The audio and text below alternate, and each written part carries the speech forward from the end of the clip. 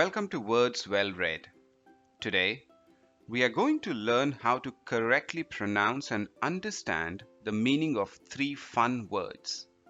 First up, we have this word which means to become aware of something through the senses. This word is pronounced as perceive. Perceive. Here is a sentence example.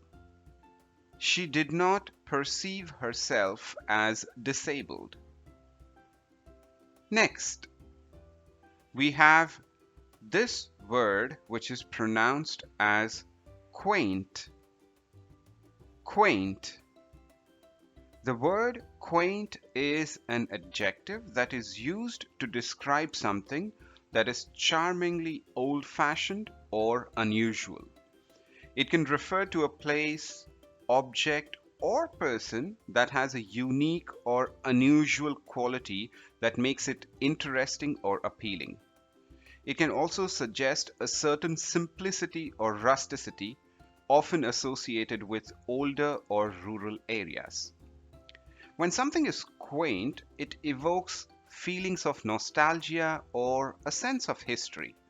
It can also be used to describe something that is deliberately designed to look or feel old-fashioned, such as a vintage style clothing or a restored old building.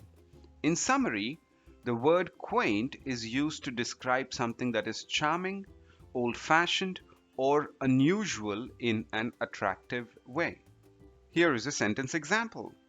Grandma lives in a quaint old cottage. Lastly, we have this word which is pronounced as Gamboge. Gamboge. Gamboge is a yellow pigment that is derived from the resin of trees. It has been used for centuries in traditional art forms such as painting, dyeing, and printing. The color of the pigment can range from a pale lemon yellow to a deep orange yellow depending on the source of the resin and the method of preparation. Gamboge has been traditionally used as a dye for silk, a medicine, and a pigment in traditional Chinese, Indian, and Japanese painting. It is also used in traditional and modern watercolor painting and can be found in some oil paints. Here's a sentence example for this word.